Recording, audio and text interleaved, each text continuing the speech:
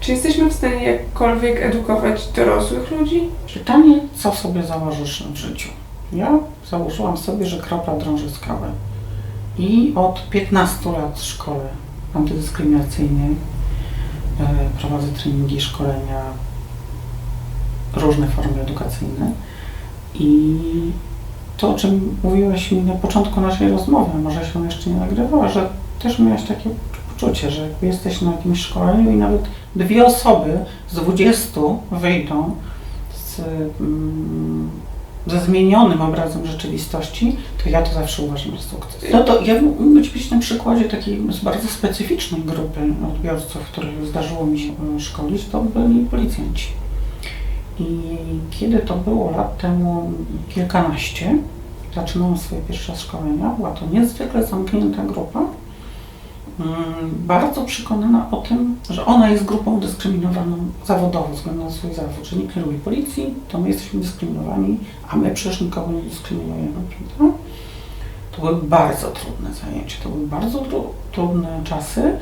Również mnie bardzo wiele nauczyły, dlatego że też nie zdawałam sobie sprawy z wielu rzeczy, tej specyfiki tego zawodu. Ludzie, którzy mają do czynienia z naprawdę koszmarami na co dzień w życiu, z ciężkimi zbrodniami.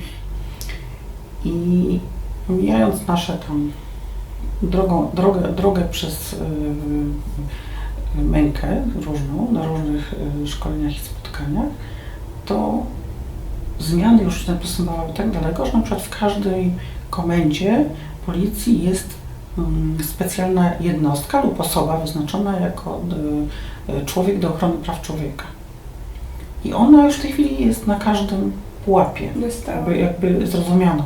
Najpierw były to tylko osoby, które były oczywiście tak tam po prostu odfajkowane, żeby było, bo Unia jakieś dziwne rzeczy zaleca, prawda? Ale potem pomału edukowania tych osób, ich innych osób, to ta edukacja kaskadowa, która następowała, nagle ja jestem w pomieszczeniu pełnym policjantek i policjantów, którzy na przykład oznajmiają głośno, że są strasznie dumni z siebie, ponieważ oni chodzą na parady, tęczowe parady i oni idą tam w mundurach i są bardzo dumni, bo oni chronią te parady, prawda? Coś, co byłoby jeszcze lat temu 15 raczej niespecjalnie możliwe, powiedziałabym. Także to jest bardzo ciężki, bardzo żmudny proces zmiany tych postaw i oczywiście szalenie ciężko patrzy mi się na to, jak niezwykle teraz ta, no moja, nie tylko moja praca osób, które się zajmowały tą edukacją dyskryminacyjną, jak zostaje taka tak zepchnięta i cofnięta o te lata świetlne znowu, tak? No i pytanie jak, tak? Co zrobić? Ludobójstwo jest oczywiście ekstremalną formą dyskryminacji, o której ja uczę, którą się zajmuję. Ekstremalną. Ale tak jak mówiliśmy od samego początku, nie spada z nieba. I dlatego tak przerażające są dla mnie wszelkie wizje internetowego, nie lubię tego określenia hejt, ale rzeczywiście nie ma chyba lepszego na razie. Jest taka strona, już nie pamiętam jak się nazywa, która wyłapuje takie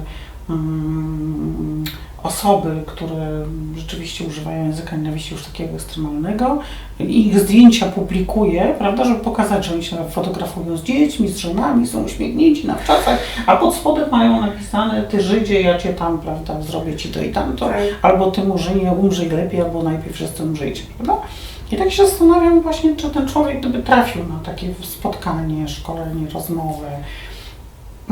Nie ukrywajmy, że mamy pewne sposoby edukacyjne, żeby do ludzi dotrzeć bardziej, również poprzez ich przeżywanie, tak? a nie tylko przeczytanie danych statystycznych, to myślę, że by się to udało, no ale nie da się nam przeszkolić rzeczywiście całego kraju, no ale trzeba się starać. No i też nie da się przeszkolić kogoś, kto nie chce zostać przeszkolony. Prawda. Czasami się da, bo im każą. I niektórzy na przykład pamiętam, jak właśnie te takie grupy zawodowe, które szkoliłyśmy, tak? Czy grupy mundurowych, czy grupy sędziów i tak dalej, to oni grupy nauczycieli kiedyś bardzo szkolną, dużo nauczycieli na Mazowszu, to oni wcale nie byli chętni jakoś specjalnie. To po prostu był jakiś tam prikaz ich władz do uczestniczenia w takim szkoleniu i bardzo dużo było oporu właśnie z tego tytułu. Gdybyśmy chcieli z drugiej strony szkolić tylko tych, którzy naprawdę chcą, no to mielibyśmy same takie tutaj otwarte i często i gotowe na przyswojenie wiedzy umysły. byłoby miło, ale tak rzeczywistość też nie wygląda.